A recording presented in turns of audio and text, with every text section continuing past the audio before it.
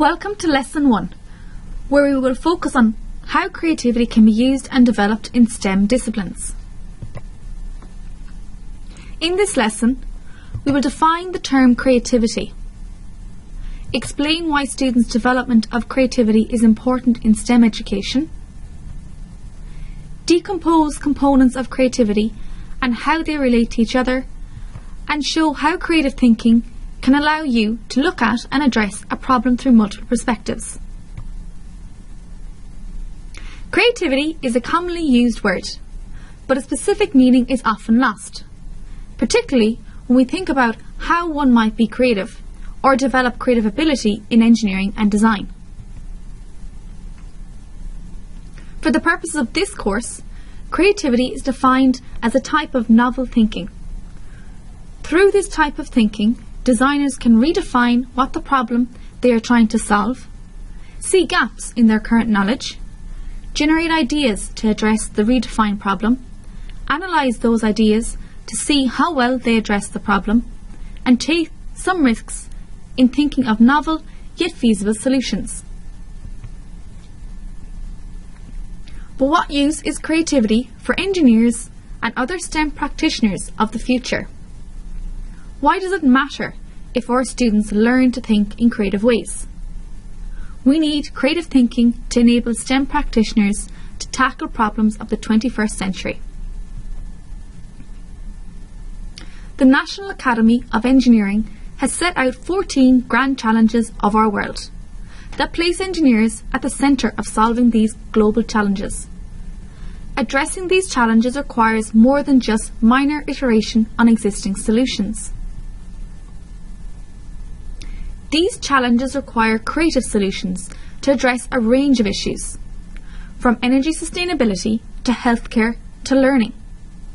And each of these challenges requires a willingness to understand problems deeply and design solutions that address underlying factors that are often ill-structured and complex. Creative processes are necessary to develop creative outcomes. We've defined creative thinking. But how do people define a creative outcome? One way we can think of an outcome as creative if it is original and useful. Original describes a solution that is new or hasn't really been seen before. The level of originality can vary. It might be an incremental change to an existing ways to solve a problem, or it might be a radical change from an existing ways to solve a problem. No matter the size of the change, this originality is a necessary ingredient for defining the outcome as creative. Creative outcomes are not only original, but they are also useful. Useful describes a solution that works, is practical for the context in which it exists, and addresses the problem the designer set out to solve. We've talked about definitions of creative processes and products, but creativity is also discussed with regards to creative people and creative environments or press. The literature on creativity addresses these 4 P's.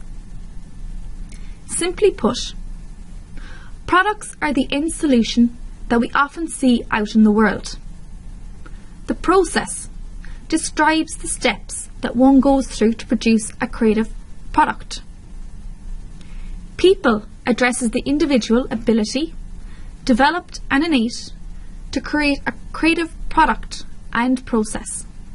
And press encompasses the social and cultural factors that lead to creative outcomes. Let's come back to creative processes, which is the focus of our unit. When we think about the processes of being creative, it is productive to consider how we can change our perspective on a problem. This is something that highly creative designers are very good at. Seeing the world as it is, and then imagining a different way of viewing the world by shifting their perspective or viewpoint. This change in perspective is implemented by designers through 2 complementary processes: convergence and divergence. When thinking in a convergent way, designers synthesize existing ideas using inductive reasoning to narrow down or combine ideas to get a final outcome. When a designer is converging, you might notice that they are evaluating a wide array of ideas and then selecting or combining these ideas into a new idea. Divergence allows the designer to work in the opposite way, generating new ideas through abductive reasoning or imagining what could be. And this is often made possible by creating new and unexpected connections between previously unrelated ideas or concepts. When a designer is thinking divergently, you may notice that they are working from only one or a few ideas and then generating a wide range of ideas by making unusual or unexpected links.